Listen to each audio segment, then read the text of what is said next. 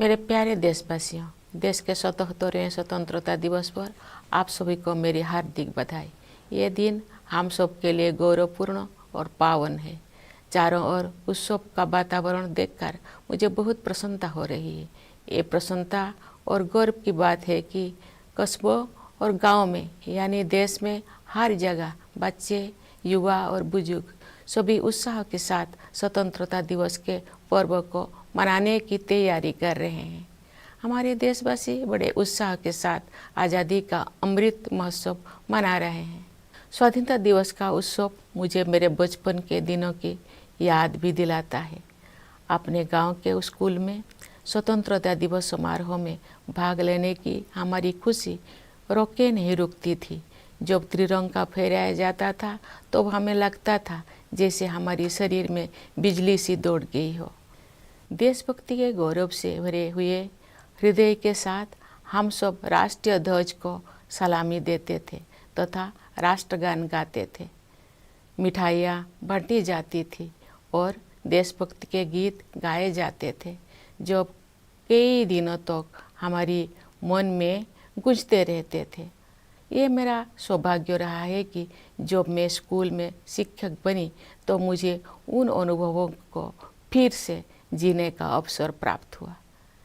जब हम बड़े होते हैं तो हम अपने खुशी को बच्चों की तरह व्यक्त नहीं कर पाते, लेकिन मुझे विश्वास है कि राष्ट्रीय पर्व से जुड़े देशभक्ति की गहरी भावना में तनिक भी कमी नहीं आती है। स्वतंत्रता दिवस हमें ये याद दिलाता है कि हम केवल एक व्यक्ति ही नहीं है, बल्कि हम एक ऐसे महान जन समुदाय का हिस्सा है जो अपनी तरह का सबसे बड़ा और जीवंत समुदाय है। ये विश्व के सबसे बड़े लोकतंत्र के नागरिकों का समुदाय है। जब हम स्वतंत्रता दिवस समारोह मनाते हैं तो वास्तव में हम एक महान लोकतंत्र के नागरिक होने का उत्सव भी मनाते हैं। हमें हर एक की अलग अलग पहचान है। जाति, पंथ, भाषा और क्षेत्र के अलावा हमारी अपने परिवार और कार्य क्षेत्र से जुड़े पहचान भी होती है, लेकिन हमारी एक पहचान ऐसे है जो इन सब से ऊपर है और हमारी वो पहचान है भारत का नागरिक होना। हम सभी समान रूप से इस महान देश के नागरिक हैं। हम सबको समान अवसर और अधिकार उपलब्ध है तथा हमारे कर्तव्य भी समान है, लेकिन ऐसा हमेशा नहीं था। भारत लोकतंत्र की जननी है और प्राचीन काल में भी हमारे यहाँ जमीनी स्तर पर लोकतांत्रिक संस्थाएं विद्यमान थी, किंतु लंबे समय तक चले औपनिवेशिक शासन ने उन लोकतांत्रिक संस्थाओं को मिटा दिया था। 15 अगस्त 1947 के दिन देश ने एक नया सवेरा देखा। उस दिन हमने विदेशी शासन से तो आज़ादी हासिल की है, हमने अपनी नियति का निर्माण करने की स्वतंत्रता भी प्राप्त की। हमारी स्वाधीनता के साथ विदेशी शासकों द्वारा उपनिवेशक को छोड़ने का दौर शुरू हुआ और उपनिवेशवाद समाप्त होने लगा। हमारे द्वारा स्वाधीनता के लक्ष्य को प्राप्त करना तो महत्वपूर्ण था ही, लेकिन उससे भी अधिक उल्लेखनीय है हमारे स्वाधीनता संग्राम का अनोखा तरीका। महात्मा गांधी तथा अनेक असाधारण एवं दूरदर्शी विभूतियों के नेतृत्व में हमारा राष्ट्रीय आंदोलन अद्वितीय आदर्श से अनुप्राणित था। गांधी जी तथा अन्य महानायकों ने भारत की आत्मा को फिर से जगाया और हमारी महान सभ्यता के मूल्यों का जन जन में संचार किया। भारत के ज्वलंत उदाहरण का अनुसरण करते हुए हमारे स्वाधीनता संग्राम की आधारशिला सत्य और अहिंसा को पूरी दुनिया के अनेक राजनीतिक संघर्षों में सफलतापूर्वक अपनाया गया है। स्वतंत्रता दिवस की पूर्व संध्या पर मैं भारत के नागरिकों के साथ एकजुट होकर सभी ज्ञात और अज्ञात स्वतंत्रता सेनानियों को कृतज्ञतापूर्वक श्रद्धांजलि अर्पित करती हूँ। उनके असंख्य बलिदानों से भारत ने विश्व समुदाय में अपना स्वाभिमानपूर्ण स्थान फिर से प्राप्त किया। मातंगिनी हाजरा और कनकलता बरुआ जैसे वीरांगनाओं ने भारत माता के लिए अपने प्राण निछावर कर दिया। माँ कस्तूरबा राष्ट्रपिता महात्मा गांधी के साथ कदम से कदम मिलाकर सत्याग्रह के मार्ग पर चलती रही। सरोजिनी नायडू, ओमू स्वामीनाथन, रमा देवी, अरुणा आसफ अली और सुचेता कृपलानी जैसे अनेक महिला विभूतियों ने अपने बाद की सभी पीढ़ियों की महिलाओं के लिए आत्मविश्वास के साथ देश तथा समाज की सेवा करने के प्रेरक आदर्श प्रस्तुत किए हैं। आज महिलाएं विकास और देश सेवा के हर क्षेत्र में बढ़ चढ़कर योगदान दे रही हैं तथा राष्ट्र का गौरव बढ़ा रहे हैं। आज हमारी महिलाओं ने ऐसे अनेक क्षेत्रों में अपना विशेष स्थान बना लिया है जिनमें कुछ दशकों को पहले उनकी भागीदारी की कल्पना भी नहीं की जा सकती थी। मुझे ये देखकर प्रसन्नता होती है कि हमारे देश में महिलाओं के आर्थिक सशक्तिकरण पर विशेष ध्यान दिया जा रहा है।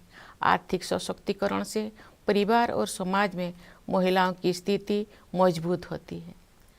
मैं सभी देशवासियों से आग्रह करती हूँ कि वे महिला सशक्तिकरण को प्राथमिकता दें।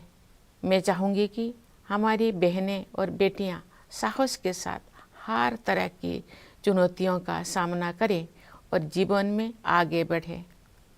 महिलाओं का विकास स्वाधीनता संग्राम के आदर्श में शामिल है। प्यारे देशवासियों, स्वतंत्रता दिवस हमारे लिए अपने इतिहास से पुनः जुड़ने का अवसर होता है। ये हमारे वर्तमान का आकलन करने और भविष्य की राह बनाने के बारे में चिंतन करने का अवसर भी है। आज हम देख रहे हैं कि भारत ने न केवल विश्व मंच पर अपना यथाचित स्थान बनाया है, बल्कि अंतर्राष्ट्रीय व्यवस्था में अपनी प्रतिष्ठा को बढ़ाया भी है।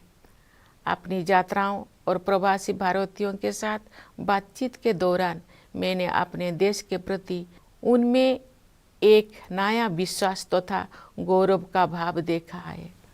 भारत पूरी दुनिया में विकास के लक्ष्यों और मानवीय सहयोग को बढ़ावा देने में महत्वपूर्ण भूमिका निभा रहा है। भारत ने अंतर्राष्ट्रीय मंच पर अग्रणी स्थान बनाया है तथा G20 देशों की अध्यक्षता का दायित्व भी संभाला है। चूँकि G20 समूह दुनिया की 2/3 जनसंख्या का प्रतिनिधित्व करता है, इसलिए ये हमारे लिए वैश्विक प्राथमिकताओं को सही दिशा में ले जाने का एक अद्वितीय अवसर है। G20 की अध्यक्षता के माध्यम से भारत व्यापार और वित्त के क्षेत्र में हो रही निर्णयों को न्याय संगत प्रगति की ओर ले जाने में प्रयासरत है। व्यापार और वित्त के अलावा मानव विकास से जुड़े विषय भी कार्यसूची में शामिल किए गए हैं। ऐसे कई मुद्दे जो पूरे मानवता के लिए महत्वपूर्ण है और किसी भौगोलिक सीमा से बंधे हुए नहीं हैं। मुझे विश्वास है कि भारत के प्रभावी नेतृत्व के साथ G20 के सदस्य देश उन मोर्चों पर उपयोगी कार्रवाई को आगे बढ़ाएंगे। भारत की G20 की अध्यक्षता में एक नई बात यह है कि डिप्लोमेसी को जमीन से जोड़ा गया है। एक अंतर्राष्ट्रीय राजनयिक गतिविधि में लोगों की भागीदारी को प्रोत्साहित करने के लिए अपनी तरह का पहला अभियान चलाया गया है। उदाहरण के लिए ये देखकर मुझे अच्छा लगा कि स्कूलों और कॉलेजों में G20 से जुड़े विषयों पर आयोजित की जा रही गतिविधियों में विद्यार्थी उत्साहपूर्वक भाग ले रहे हैं। G20 से जुड़े कार्यक्रम के बारे में सभी नागरिकों में बहुत उत्साह देखने को मिल रहा है। प्यारे देशवासियों, सशक्तिकरण की भावना से युक्त इस उत्साह का संचार आज संभव हो पाया है क्योंकि हमारा देश सभी मोर्चों पर अच्छी प्रगति कर रही है। मुश्किल दौर में भारत की अर्थव्यवस्था न केवल समर्थ सिद्ध हुई है बल्कि दूसरों के लिए आशा का स्रोत भी बनी है। विश्व की अधिकांश अर्थव्यवस्थाएं नाजुक दौर से गुजर रही है। वैश्विक महामारी के कारण हुई आर्थिक संकट से विश्व समुदाय पूरी तरह बाहर नहीं आ पाया था कि अंतर्राष्ट्रीय पटल पर हो रही घटनाओं से अनिश्चितता का वातावरण और गंभीर हो गया है। फिर भी सरकार कठिन परिस्थितियों का अच्छी तरह सामना करने में सक्षम रही है। देश ने चुनौतियों को अवसरों में बदला है और प्रभावशाली जीडीपी ग्रोथ भी दर्ज की है।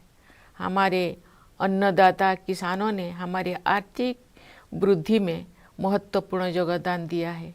राष्ट्र उनका ऋणी है। वैश्विक स्तर पर मुद्रास्फीति यानी इन्फ्लेशन चिंता का कारण बनी हुई है, लेकिन सरकार और रिजर्व बैंक इस पर काबू पाने में सफल रही है। सरकार ने जनसामान्य पर मुद्रास्फीति का अधिक प्रभाव नहीं पड़ने दिया है और साथ ही गरीबों को व्यापक सुरक्षा कवच भी प्रदान किया है। वैश्विक आर्थिक विकास के लिए दुनिया की निगाहें आज भारत पर टिकी हुई है। आज भारत विश्व की 5वीं सबसे बड़ी अर्थव्यवस्था बन गया है। विश्व में सबसे तेजी से बढ़ रही बड़ी अर्थव्यवस्था के रूप में भारत विश्व की 3री सबसे बड़ी अर्थव्यवस्था बनने की ओर अग्रसर है। हमारी आर्थिक प्रगति की इस यात्रा में समावेशी विकास पर जोर दिया जा रहा है। निरंतर हो रही आर्थिक प्रगति के 2 प्रमुख आयाम हैं। एक और व्यवसाय करना आसान बनाकर और रोजगार के अवसर पैदा करके उद्यमशीलता की संस्कृति को बढ़ावा दिया जा रहा है। दूसरे ओर जरूरतमंदों की सहायता के लिए विभिन्न क्षेत्रों में पहल की गई है तथा व्यापक स्तर पर कल्याणकारी कार्यक्रम चलाया जा रहे हैं। वंचितों को वरीयता प्रदान करना हमारी नीतियों और कार्य के केंद्र में रहता है। परिणाम स्वरूप पिछले दशकों में बड़ी संख्या में लोगों को गरीबी से बाहर निकलना संभव हो पाया है। इसी प्रकार आदिवासियों की स्थिति में सुधार लाने और उन्हें प्रगति की यात्रा में शामिल करने हेतु विशेष कार्यक्रम चलाया जा रहा है। मैं अपने आदिवासी भाई बहनों से अपील करती हूँ कि आप सब अपने परंपराओं को समृद्ध करते हुए आधुनिकता को अपनाएं। मुझे ये जानकर खुशी हुई है कि आर्थिक विकास के साथ साथ मानव विकास संबंधी सरकारों को भी उच्च प्राथमिकता दी जा रही है। मैं एक शिक्षक रही हूँ, इस नाते भी मैंने ये समझा है कि शिक्षा सामाजिक सशक्तिकरण का सबसे प्रभावी माध्यम है। वर्ष 2020 की राष्ट्रीय शिक्षा नीति से बदलाव आना शुरू हो गया है। विभिन्न स्तरों पर विद्यार्थियों और शिक्षाविदों के साथ मेरी बातचीत से मुझे ज्ञात हुआ है कि अध्ययन की प्रक्रिया अधिक फ्लेक्सिबल हो गया है। इस दूरदर्शी नीति का एक प्रमुख उद्देश्य प्राचीन मूल्यों को आधुनिक कौशल के साथ जोड़ना है।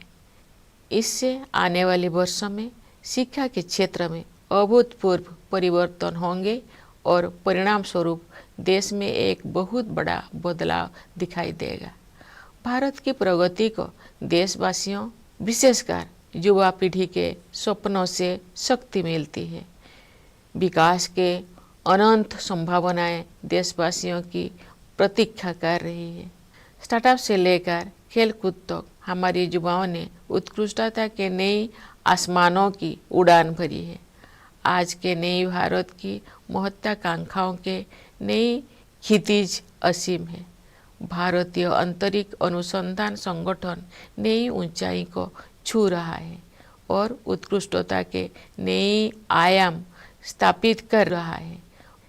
इस वर्ष इसरो ने चंद्रयान 3 लॉन्च किया है, जो चंद्रमा की कक्षा में प्रवेश कर चुका है और कार्यक्रम के अनुसार उसका विक्रम नामक लैंडर तथा प्रज्ञान नामक रोवर अगले कुछ ही दिनों में चंद्रमा पर उतरेगा। हम सभी के लिए वो गौरव का क्षण होगा और मुझे भी उस पल का इंतजार है। चंद्रमा का अभियान अंतरिक्ष के हमारे भावी कार्यक्रम के लिए केवल एक सीढ़ी है, हमें बहुत आगे जाना है। अंतरिक्ष अभियान में ही नहीं बल्कि धरती पर भी हमारे वैज्ञानिक और टेक्नोलॉजिस्ट देश का नाम रोशन कर रहे हैं। अनुसंधान, नवाचार तथा उद्यमशीलता को बढ़ावा देने के लिए अगले 5 वर्षों में 50,000 करोड़ रुपये की राशि के साथ सरकार द्वारा अनुसंधान नेशनल रिसर्च फाउंडेशन स्थापित किया जा रहा है। ये फाउंडेशन हमारी कॉलेजों, विश्वविद्यालयों और अनुसंधान केंद्रों में रिसर्च एवं डेवलपमेंट को आधार प्रदान करेगा, उन्हें विकसित करेगा तथा आगे ले जाएगा।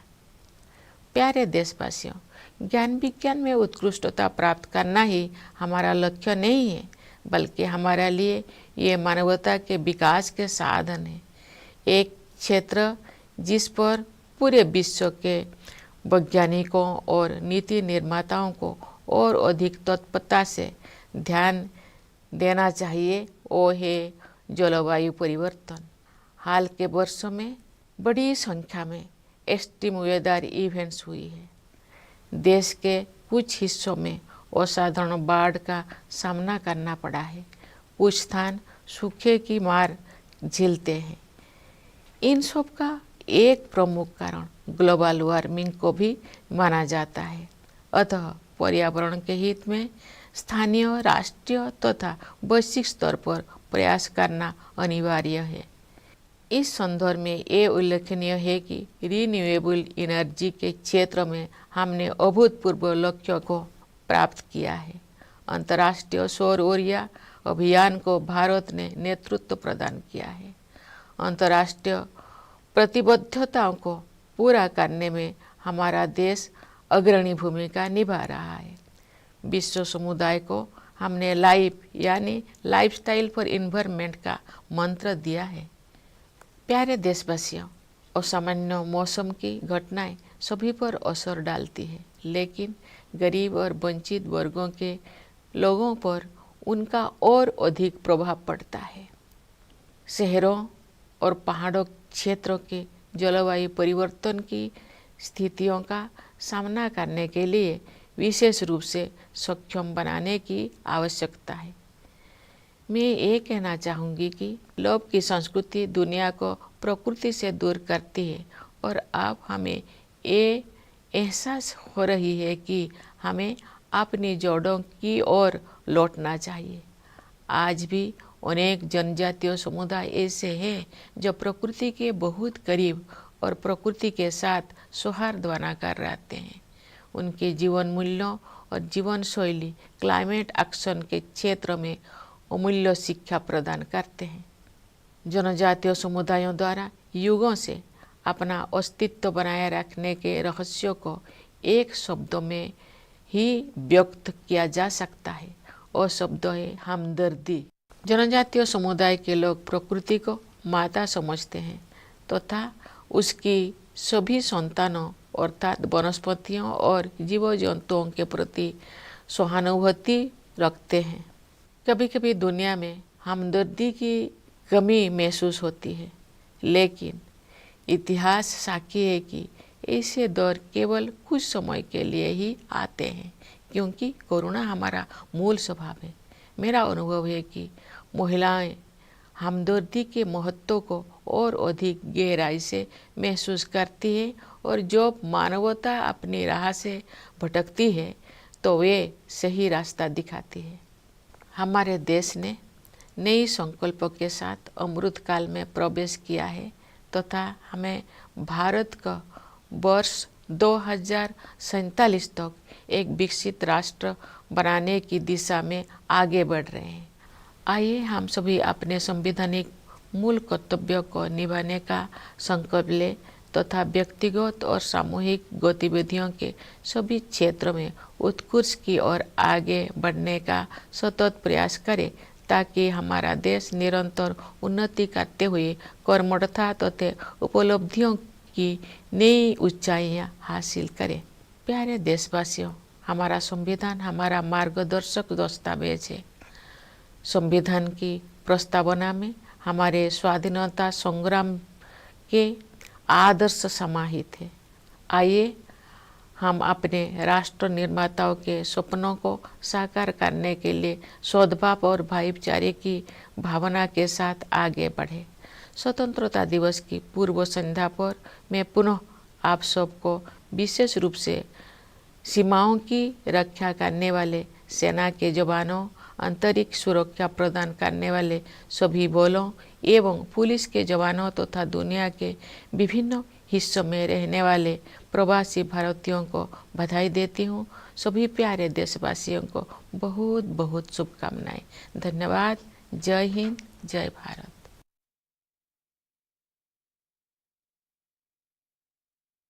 My dear fellow citizens,